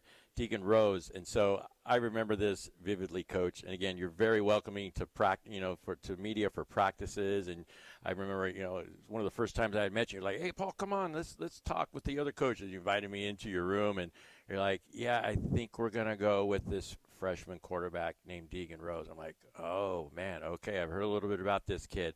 From the evolution from his first game as a freshman, with all the college coaches have been talking to you, all the camps that he's gone to, all the stuff that he has been through. Like, what is something that stands out to you about Deegan? Even talking more about the evolution of him as a person, as a player from that freshman year to what we see today. Yeah, he's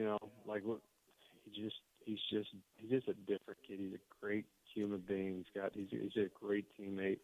We had a little series this week called Men on Fire that we do, and basically we talk to the kids about just being great teammates and how it carries you in life. And so we sat down in the meeting room, and here he's got himself, Max Merrill, Israel Briggs, just sitting down in this meeting room, and we were talking about like expectations in life and like expectations of like what you want to accomplish this season. And Deegan said, and I'll never forget, he said, "I don't care if I throw a touchdown this year as long as we win."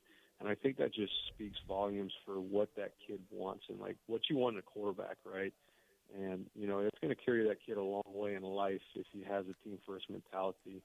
And me and him, like he's I've been with him for 4 years. I feel like I'm a college coach, right? And I had a chance to see this kid grow from a boy into a man, and I'm really proud of just who he is, and he's a stud, and we all know that. And he what I do appreciate about him was last year, he didn't feel like he performed up to his expectations, and he's got a lot of individual goals.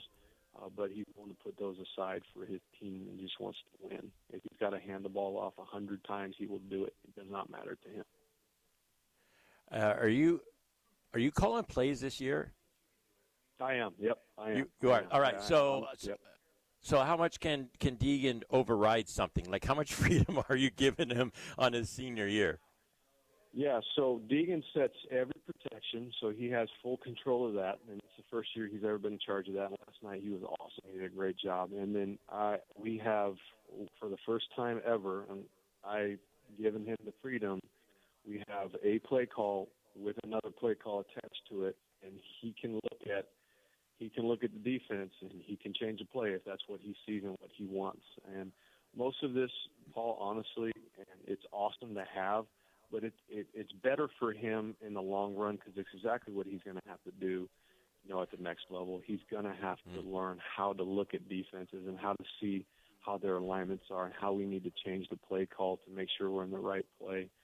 He's made a huge jump in that. Last night he came on the sideline and he had an RPO 10. He's like, man, I should have changed that RPO to an out breaking route instead of an in breaking route because I had an inside leverage backer. And it's just like, that's exactly where I need you to go. Because here's the thing, Paul, like what era of college football are we in right now? We're in an era, if you're not prepared, you're going to get replaced by a transfer portal kid in a hurry. So mentally, our goal is this year is to get Deegan Rose mentally dialed into like the grand scheme of things, right?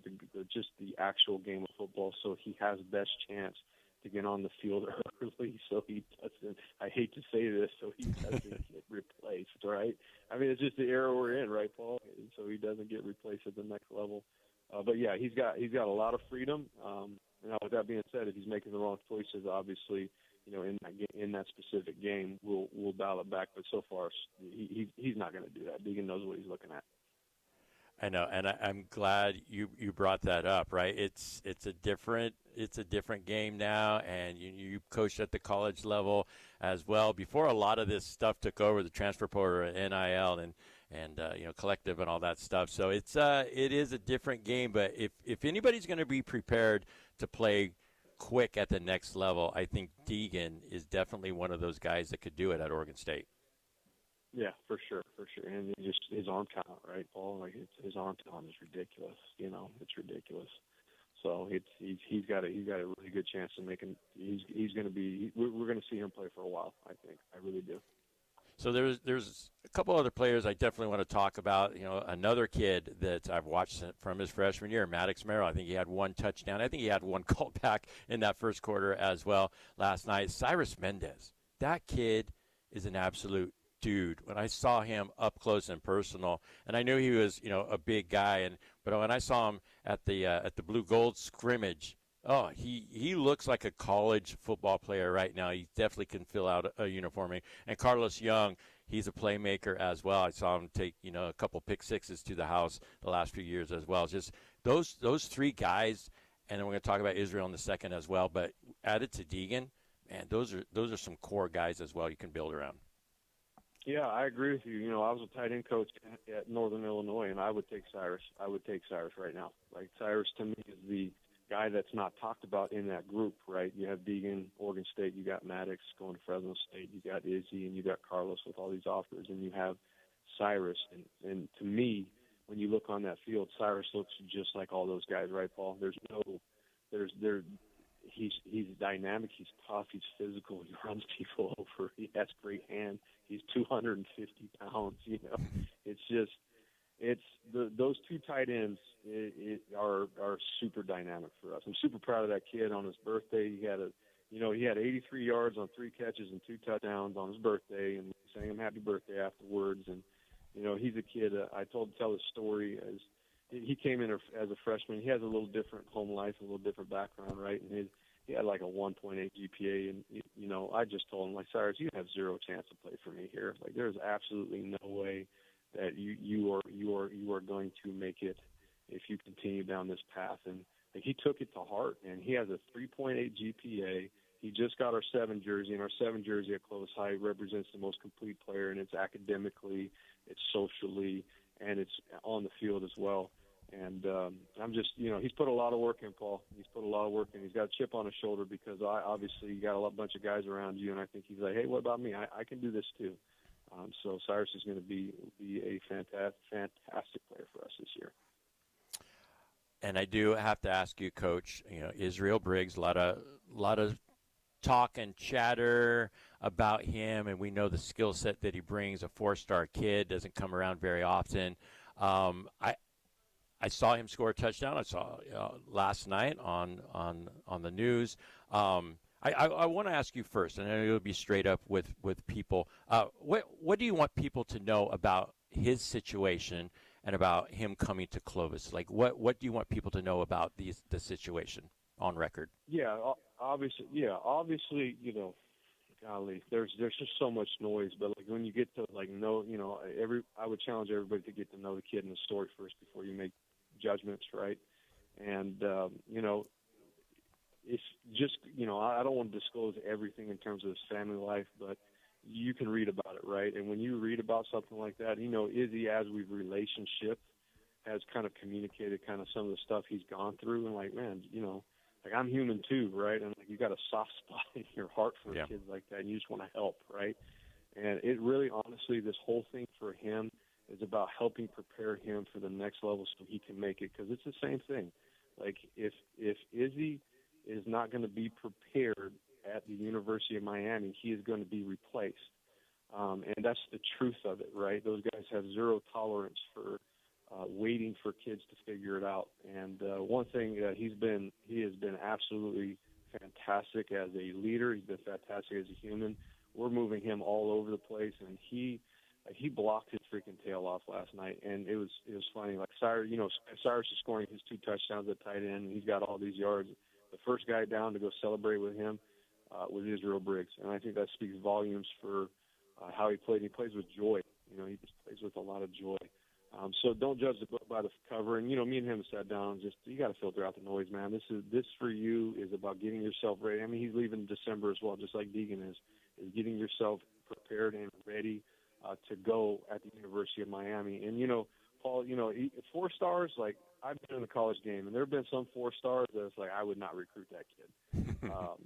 But, like, he is a 4-star. Does that make sense? Like,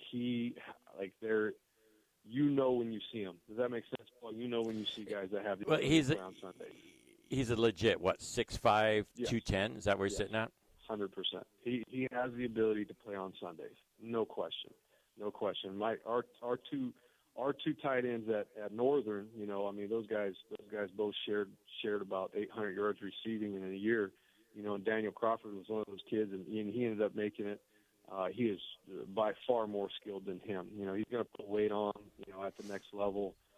But, you know, like, it's the perfect offense for this kid. You know, we're a tight end heavy offense, and we do a lot of wacky things with our tight ends to get them open. And we handed him a jet sweep for a touchdown. You know, it's he's just dynamic. Like and again, like I said, I've seen 4 stars before that, you know, end up transferring 3 times down to Division II. Does that make sense, Paul?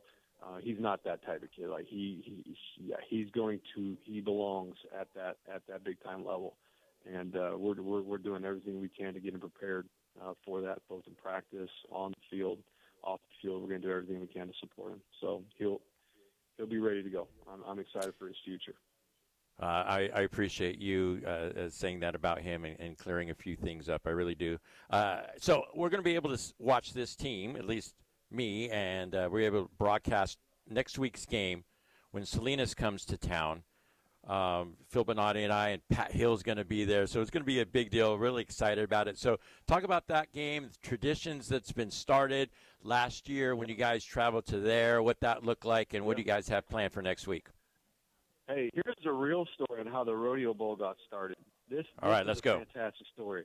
This is a fantastic story. So me, Scott Sharton, Trent Sanders, our freshman coach, and John Baxter are just sitting around BS, and we're having a great time. And, we're talking about the Salinas rodeo, and Coach Baxter is super into the rodeo, right? And he's like, no, the Salinas rodeo, Aaron. I'm like, what is the difference in a rodeo and a rodeo? I have no idea. And we're talking about how Clovis and Salinas have the two largest rodeos in California. And we all talk a game, right? Well, wouldn't it be cool if we did something called the Rodeo Bowl and you would win a belt buckle? And Coach Baxter, I kid you not, Paul, Coach Baxter within 15 minutes made a couple phone calls and it was on. Like, that's how he operates, right? He said, no problem. I know a guy that used to be on here at Montana Silversmiths. He can make us belt buckles. By the time we got this thing going, Coach Baxter had us made the largest belt buckle in the world we have here at Clovis High, and that is a feat in itself. It's got to weigh 100 pounds. Like I got my workout in last year just holding the thing, and each individual kid wins his own belt buckle. It is one of the coolest things that it wouldn't have happened if Scott Sharton didn't start out with his ideas and John Baxter just having the connections that he has to make this thing happen. And now it's blowing up into, we're going to have a luncheon at our rodeo grounds. Coach Hill's going to be here. Coach Baxter's going to give the speech to the boys if he has time to. And it's just it feels like Texas football. Does that make sense, Paul? And we need more of that in high school football in California, is that Texas football feel where you bring two communities together, you kind of rally around this trophy and this new tradition and this new bowl game, and you go compete your tails off. Best team wins, and then you reward the kids that won, and now they have a something to remember for the rest of their lives. Like, my daughter's wearing her belt buckle, and I have mine, and I love it. Like, now I got my cowboy boots, my jeans, and my belt buckle. It is absolutely fantastic. And I've heard a lot about the stadium that Salinas plays their home games on it, and then obviously the rich history of La Monica Stadium as well, and Tim Simons Field. So, right, I think you're absolutely nailed it. Just two historic stadiums. You guys are going to be playing this game for a while, right? No, yeah, I think it's a 20-year contract right now. We should never stop it. It's what's best for kids, right? It's awesome. And Salinas is very competitive as well, and it is a perfect fit. And hats off to the Clovis administration to getting behind this. Jesse Hardwick, Matt Lucas, and Balji Gilbert that got behind this with Dr. Scott Dilley. And then Salinas has been excellent. Next year it's going to be awesome. So we're going to take the boys up into that area, and they have a booster that's a big time farmer, big time, billion dollar guy, and they're going to walk us through the operations and just to take the boys through, like, hey, this is how life is going to be after football when you're in the business world, and just seeing how people operate, and they take care of us, we're going to take care of them. It's just going to be a great fit. We got you on for another few minutes, Coach, and you know where I'm going with this question. I can't leave a conversation without hearing a Josh Allen story. So I know you have history with the dude, number 17. We all root for him. We know his story through and through. Those darn Kansas City Chiefs, right? I'm kind of sick of these guys. I think most of us are. Like what? I don't know. How do you frame it, right? Just like, what Josh has probably done everything in his power, the MVP last year as well, to beat these guys. But, like, in your opinion, like, what has to come together for the Bills to get on top, get to the Super Bowl, and win the darn thing? Yeah, hey, last year, 2 years ago, or whenever it was, the 13 seconds, right? Yeah. And this year, the Spags, dialed up a fantastic blitz, and Josh scrambled, and he threw that ridiculous pass, and Kincaid unfortunately couldn't come up with it. It's always one play in the NFL, right? It's always you're just one play away, and hey, it could swing either way, and you just keep chopping wood, Paul. And that's the mindset of the Bills. I had a chance to spend some time with Josh when he was getting married, and it's just you could see the and what was at his wedding was the Buffalo Bills. Like, that is a super tight knit culture. Those guys love each other, and they have one focus, and they are going to get it done. Like, when you get to be around those guys and Josh has been very gracious to us, and we've been able to kind of sit and be around the organization a little bit. And that is a organization where I would want my son to play for. Like, it's a brotherhood. It's culture driven. Their family. It's amazing. And honestly, they're going to get it done. Like, I have zero doubt in my mind, whether it's this year. And again, you know how it is. Like, some teams keep trying, and they finally make the breakthrough. And I think they will make the breakthrough for sure. All right. Well, we're hoping it's sooner than later because, it's just been so fun to watch Josh and his journey to the NFL. And he loves his Valley roots. He loves his Fireball California as well, and the sweatshirts and stuff. It's awesome to see. All right. You got any? Hey, Paul, any question. How many Valley quarterbacks have won a Super Bowl? Do you know? Have won a Super Bowl? Well, I mean, you got. I don't think we have any. Right? Yeah. I mean, I don't know, Paul. Text me and let me know. I'd be curious. It'd be awesome to have. Well, Tom Flores, I guess. One or more, right? We count Tom Flores, Sanger. Yep. Right? I mean, yep. He's one as coach and all that stuff. So, yeah. But, yeah, I mean. So he'd be one of a very few. I agree. Awesome. I agree. Great for the Valley. It'd be great for the Valley. Absolutely, I agree. All right, Coach. Again, thank you for taking the time, man. I had you on for a full half hour. I'm sure it was a treat for everybody to listen to. So, hey, good luck. Sure, we'll be texting this week about your game on Friday. Looking forward to broadcasting your game against Salinas. Hey, have a great rest of your weekend. Hey, appreciate you, and thank you for what you do for the Valley. All right, absolutely. That was Aaron Wilkins, head coach at Clovis High School. He's always up for a good story or two. All right, when we come back, we're going to chat a little bit more about the games that are coming up here next week. And we got Gabe Camarillo. We're going to talk with Gabe. He was at a few games as well yesterday. You're listening to it all on the Central Valley Sports Report on 1430 ESPN. Ever wonder where those large box stores get their green and orange racks? How about equipment or auto parts store shelving? Well, you guessed it. Fresno Rack made it right here in California. Since 1987, Fresno Rack and Shelving has been helping school districts, businesses, cities, and counties, basically any market anywhere, increase their warehouse storage with industrial racking and parts shelving that last a lifetime. Call, visit, or click FresnoRack.com today. At Citizens Business Bank, we've been taking a personal approach to banking for over 40 years and are consistently recognized as one of the top performing banks in the nation. Hi, I'm Susan Woosner, Senior Vice President and Manager of Citizens Business Bank in Fresno. We believe in the importance of building long-lasting and genuine relationships with our customers. We want to provide you with the solutions you need to grow your business because your success is our success. Citizens Business Bank, member FDIC. Football fans, it's Phil Benatti here with Behind the Bench. Big thing I think about with tailgates is the food, and the best place to get ready for it is visiting Grocery Outlet in Kerman, Sanger, and Fresno's Southeast, Downtown, and Northwest stores. Stock up and save big on quality meats, snacks, drinks, beer, and wine, and same quality as the big chain stores, but at lower prices. And while you're there, sign up for the Tailgate Ready contest to win a pair of tickets to each Fresno State home game and $100 for your tailgate only at participating Grocery Outlet stores here in the Central Valley. Hey everybody, Paul Metters here, host of the Central Valley Sports Report. I want to give a big shout out to Clovis Stone, Masonry, and Landscape Supply, proud supporters of all high school athletics, especially our Clovis schools. For over 50 years, they've been the Valley's go-to for natural and artificial stone, brick, block, bark, hummus, you name it, they've got it, with fast delivery available. Find them on Sunnyside, just south of Herndon and Clovis, or online at clovisstone.net. Ball improvement starts here at Clovis Stone.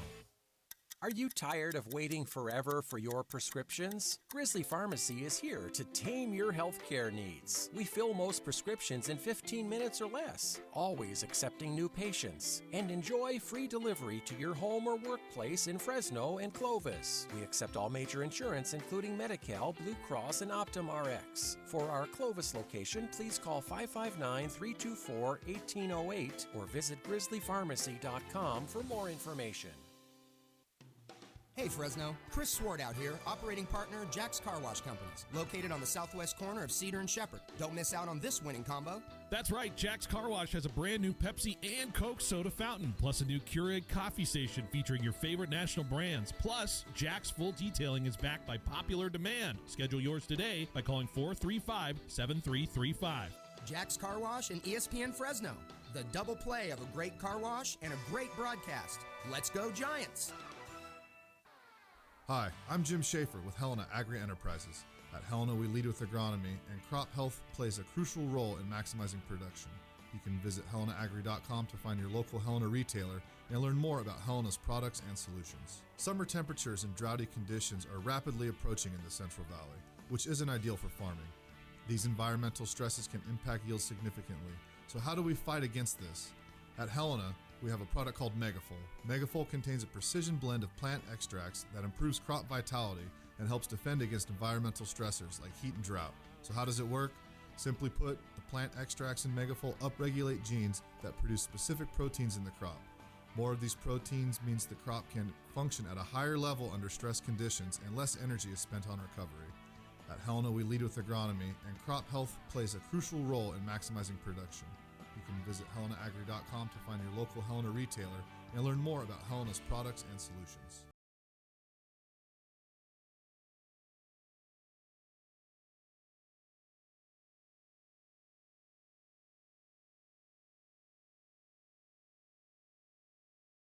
Quarterbacks from the Valley that have played in the Super Bowl. So I went to Cal High Sports, and they have the list of the starting quarterbacks that graduated from a California high school in the Super Bowl. Tom Brady leads with 7. John Elway 5. Jim Plunkett started in 2. He's from California. And there's Trent from Aptos High, obviously Fresno State. He won. Scrolling down a bit. And there's Darryl LaMonica. Okay, 1. He's the first quarterback from California to start in the Super Bowl.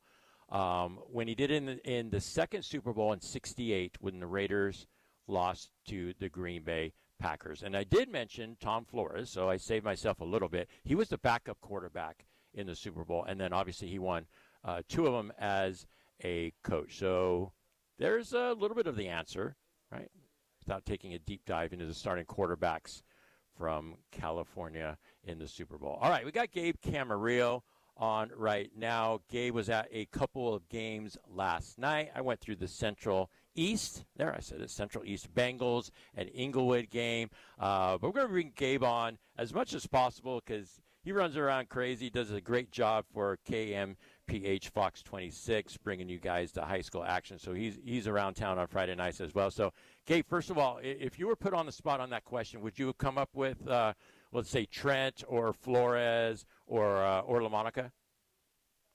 You know, honestly, when I was asked that question, I couldn't think of any except Trent. But he's not from the Valley, technically, right? He's from Aptos. Yeah, Aptos, yeah. He's a Fresno State guy, Fresno Bowl winner. I guess he can count, right? And then David Carr was a good one that I heard Coach Wilkins mention. Yeah. Yeah, so David, Stockdale High School, and then won. People forget, but he won as a backup quarterback with the Giants. All right, so you were at 2 games last night. Am I correct on that? So Central, East, and Inglewood, probably for the first half or so. I saw you down there with the camera. So just kind of what were your expectations going into that game, and did Central East fulfill your expectations, what you saw on the field? Exceeded. I know Central East in the last few years typically have been a slow starter, and I feel like they play their best football later in the season when track play hits, but it looked like they were firing on all cylinders last night with their offense, doing everything. Like, they could run the ball at will with Brandon Smith. They could throw it through the air with a multitude of receivers, even without Zeb White, who I saw on crutches on the sideline, one of their better receivers, North Arizona commit. I feel like they still have enough playmakers to get the job done. And Jelani Dickel, how about that guy rolling as a quarterback? I know this time last year he was making his varsity debut, but I mean, now in his second year with the Bengals, it seems like he is the master at control and knows where he's going with the offense. So if he continues to look sharp, I could see Central East going 10-0. I mean, they have that much talent, and you look at how other teams have looked. I think maybe only Clovis High and maybe even Clovis North have a chance at really shocking Central East. Yeah, I was impressed with Central East defense. They held Inglewood to 0 passing yards in that first half. I thought the defensive backs and the safeties, they just did a great job of one-on-one coverages. Central doesn't do a lot of things tricky on defense, a lot of three linemen, hand in the ground sets. They won't blitz a whole lot. We did see like 7 on the line a couple times when they were stacking the box, but I thought that defense played really well as well. Sorry, can you say it again, Paul? Yeah, I was just saying I was impressed by the defense. I thought the defense for Central East played well, and I don't know if were you able to see that the Bayon Harris sack and fumble and then fumble recovered by the Grizzlies. That was an impressive athletic play by him. I left after the first touchdown, Paul, because I was racing over to the Ranchos to go catch the Skydivers as they came in for the Liberty Strathmore game. But I did hear about that on your Twitter, and if Bayon can do that, I mean, how many two-way guys does this team have between Brandon and Bayon? And there's a lot of talent on that team for sure. No, I agree. And that was one of the first things that we asked Coach Biggs after the game. And they're like, when the heck did you decide to put Bayon on defense? He's like, well, we put him in a nickel package because he's so athletic. Just put him on the edge and say, go get the quarterback. So, when you got athletes, you could do that as a coach. Like, go get the quarterback, line up there. So, yeah, impressive stuff from Central last night. So, you mentioned what? Skydivers? What was going on at Liberty Madeira? Bulldog Blitzers. It was kind of surprising. I didn't expect to see them there, but they showed up and they landed at midfield for the Liberty Strathmore game. Of course, they had the game ball, and I guess because this week Fresno State's on the road, they can kind of go anywhere they want, the Bulldog Blitz guys. So that was fun. And then how about, speaking of soaring objects, the Hawks were soaring through the night. I felt like they were in control from snap to whistle. It was great to see Liberty look that good because I feel like the Ranchos they've been building for this season, I wouldn't sleep on them in Division 5, not at all. Yeah, I was a little surprised. What, 29-7? Am I right on that score? Yep. And Strathmore's a good team. They have a senior quarterback who's won a lot of games for them and a lot of returning players, but Liberty outmuscled them at the line of scrimmage, really. And Coach Nolte always loves that offensive line play. I remember a few years ago, they've had a lot of really good football teams built on that offensive line. So is that kind of what you saw, just running the football, or did you see a few passes mixed in? It's hard to shoot football with Liberty because you don't know where it's going. They run that offense where they have like 3 different people running towards the football, and one of them ends up taking it. And, yeah, it was definitely run heavy. I didn't have to struggle with trying to track the ball in the air in that game because it was all run between Liberty and Strathmore. All right, so looking at the full Central Section slate last night, are there any games and scores that caught your eye? Like, whoa, I didn't expect that. For me, it was that Frontier game, right? Getting blown out, only scoring 7 points. But for you, maybe it was that game. What popped in your mind last night when seeing these scores? Kermit beating Torres 48-0. I think Torres, from what I heard, Torres looked like they had the bigger team, but Kermit had a better team. Kermit had a great quarterback play with Adrian Torres throwing 5 touchdown passes. And you think about what this team's been through last year, winning a championship. I don't see why they can't do it again in Division 3. It seems like that is the goal for them, to go back-to-back and have Damon Jenkins another title. Yeah, it's just, the MO for Kerman all these years is, we have a couple athletes here, a couple there, but in the year they don't have good athletes. Maybe they don't have good line play, or they got good line play and they don't have athletes to score touchdowns. So, yeah, last year Kerman just figured it out with Coach Jenkins and his staff. There'll be a lot of fun to watch for the rest of the year. All right, so 2 new coaches in Clovis Unified. Very familiar, though, with Clovis Unified. They're just not parachuting in. George Petroson gets his first win as coach at Clovis East with a 29-7 win over Bullard. And then Colby Hunter at Clovis North, right, putting up 42 points against San Joaquin Memorial. What can you say about those guys? First of all, congrats to them again, but kind of a new era in Clovis Unified, isn't it?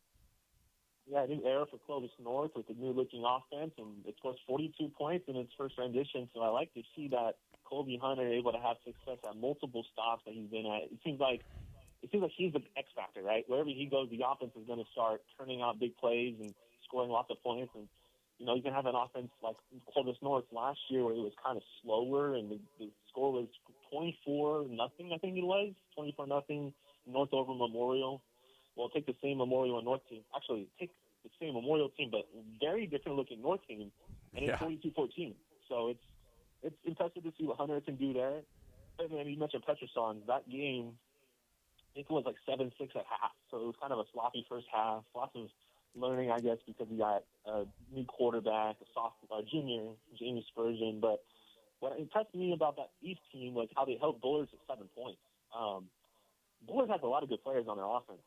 Tyler Franklin's a multi-year starting quarterback, and I don't know how many teams are going to hold Bullard to 7 points. And I need to look and see if it was more Bullard mistakes or Clovis East plays, but that East defense has a D1 corner in O'Shea Webb who can take away half the field, and have Caleb Slocum at linebacker, and there's a lot of talent on that defensive side of the football. I could see East winning maybe more games than people expect, just based off the strength of the defense and the dual threat ability of Jamie Spurgeon. No, I agree. I think Clovis East defense is going to be, kind of their X factor this entire year. With the new offensive system, a lot of new guys on the offensive end. I think that defense is going to keep them in a lot of football games. All right, so a lot of talk about a couple of the Bakersfield schools. Both of them lost. Frontier to Oak Ridge got blown out, and Liberty of Bakersfield, I knew it was going to be a tough game against Mountain Vista. They lost, 49-45, I believe. We talked a little bit about Central, Gabe, and their expectations this senior. We got to see them firsthand, their explosive offense, their really pretty good defense. I just had a really good conversation with Coach Aaron Wilkins at Clovis, obviously with Israel Briggs and Deegan Rose and Maddox Merrill. And, man, he was just pumping up Cyrus Mendez. He looks like a dude at tight end / D end. I don't know. I mean, I don't want to discount a couple other schools, but right now, is it pretty much a clear-cut Central number 1, Clovis number 2? Is that how you see it right now? Yeah, I see it as that. Clovis, I'm curious to see how that defense looks against the Central East offense because, CBC, I know they have a specific type of offense, and I think Clovis was very well suited to stop that because they have some dudes at linebacker, and I want to see if those dudes at linebacker can stop the Brandon Smith or Jelani Dipple on a scramble or any of these guys that we're talking about for Central East. It seems like that Central East offense versus Clovis defense could decide who wins the track, that specific matchup. No, I agree. All right, Clovis is going to score a lot of points. So Clovis is going to score a lot of points with all that they have now. With Israel Briggs now in the fold, there's going to be a lot of touchdowns in Coulee Land. All right, so let's go over a few games that are going to be played next week, and I'll just read them off for people that are interested. Again, right, my show's only on Saturdays, so this is kind of the MO. I talk about next week a little bit. So tell me what stands out between a few of these matchups. We got Buchanan against Kennedy. That's at home. Kennedy with that overtime win against Hanford, one of the best games of the evening last night. So that's almost a must-win for Buchanan, right? You don't want to start 0-2 after losing to Bakersfield. Clovis West, another game on the road against Liberty of Bakersfield. A little bit scared for the Golden Eagles in that one. Clovis and Salinas, a game we're going to have on 1430 ESPN. Central at Grant. That is going to be a high-level football game. Top 15 teams in the state by Cal High Sports. Clovis North and Redwood. Maybe that's a game that stands out. And then Kingsburg, Clovis East.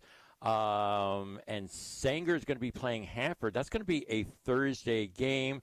And Madera against Torres. Any of those games stand out to you, Gabe? You want to speak to any of those as being an intriguing matchup for you? I could see how Madera does against Torres. They looked really good last night against Sunnyside. I was kind of curious about them because there was a lot of departing talent from last year's team that almost won a section title. But I feel like they have a team that they still can contend again. Like, they think they have a team that can go right back there because there was a lot of learning done under the experienced starters last year. And then the other team that you mentioned, Kingsbury and Clovis East, I kind of want to see that Cade Holt quarterback. I've heard of him before. I've definitely seen him play before. He's a scrambler, but he can make a throw in the moment when he has to. that game is also going to be at Kingsburg, and so I know last year Kingsburg lost to Clovis East and that crazy talented team, but I think this year's going to be a lot closer, and it's not going to be easy for Clovis East to walk into Kingsburg Football Stadium given how passionate that crowd is. Yeah, Coach Wilson and I had a little text chat this morning. Kate Holt had a good game thrown to his brother. He's got a younger brother named Cooper who played really well. They got a good 1-2 running back punch. Does Kingsburg, the O-line, play great? And I got to mention again, man, one of my former students booted a 45-yard field goal for Kingsburg last night as well, so I'm super proud of that kid. Yeah, that game is going to be really intriguing. How about Redwood and Clovis North? Redwood, losing Israel Briggs to Clovis High, but they still got some really good players. The new era has begun there with Coach Allen and Clovis North. I don't know, Gabe. How are we going to gauge that game? You look at two entirely different teams. Like, North has a lot of guys that have stepped up last night, and we'll probably learn more about them throughout the season. They have a good quarterback. North has a lot of skilled playmakers. Tyree Sands is going to be hard to tackle for anyone on the Redwood side. Yeah, but Redwood has a lot of talent too, with Jimmy Burke at running back, Areola the quarterback. Like, there's a lot of guys that you look at and say, oh, they could play college football, whether it's JUCO, D1, FCS, FBS. Like, there's college talent all over the field in that North Redwood game. So I kind of am upset. I think that game's in Visalia, right? Or is it? It is, yeah. It's in Visalia. All right. Well, I think it should still be a good game. I just wish I could go out there, but I might sell myself out. Come on, Gabe. Travel down 99. Go for it. Pass by Traver School. Give a honk. Go to Visalia. The more time I spend, the more I drive away from the station, the less time I have to go back to the station and edit my videos so I can put them on TV on time. So. Very good point. Very good point. All right, Gabe, we got another minute with you really quick. Some keys to the game that you're going to be checking out for Fresno State and Kansas today at 3:30. Which of the transfers look the best for Fresno State? Looking at guys like Zeke Abbott, number 84, receiver. E.J. Warner's the big one, obviously, number 13, quarterback. Does he play like his dad, or are there interceptions that we saw at his previous schools going to come back here to Fresno State? I guess we'll find out. The O-line is a huge factor because there's so much new on the O-line. They got the true freshman at left tackle from Buchanan, Braden Walton, and then they got 3 starters with a combined 7 starts. So it seems like that's going to be the question mark, right? Can these guys with not a lot of experience at O-line stand up against the Big 12 defensive front? And that's going to totally determine whether Fresno State can score 10 points or whether they score 30 points. So it depends on how the O-line performs. I think that's the X factor. And then on defense, I feel like Fresno State is going to play well because there's a lot of continuity from last year. Not a bunch of continuity, but I'd say a lot because there's guys that they lost in the portal, but then there's Cameron Braca, Zillian Hamilton, Jaden Davis. I can go down the list. Corey Foreman. Like, there's just some guys that know what the standard is, and I'm interested to see how the coaches treat certain situations. Is Matt the kind of guy that goes for 4th and 6s, or does he punt in those situations? I have a feeling he's going to go for a lot of 4th downs. I get the MO that he's a football dude, and that he's going to try and maximize his team's chances with some extra aggressive moves. But I'll find out today, like everyone else. There's not a lot that we know about this team because it's so new. I agree. That's kind of the general consensus about everybody. Like, we'll find out at 3:30. So thanks, Gabe. I appreciate you coming on the show and sharing what you saw last night and talking about the games that are going to be happening next week. Have a good rest of the week, my friend. We'll talk to you soon. Anytime, Paul. Thanks. All right. Thanks to Gabe Camarillo. Thanks to First String Sports, Lee's Air Plumbing and Heating, a Clovis Stone Masonry and Landscape Supply as well.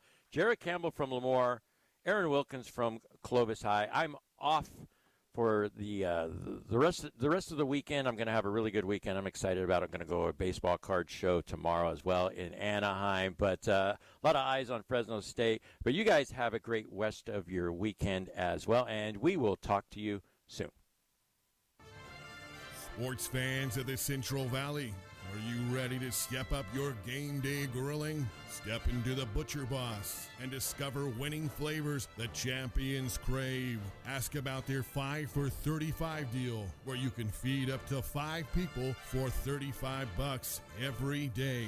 Located right off the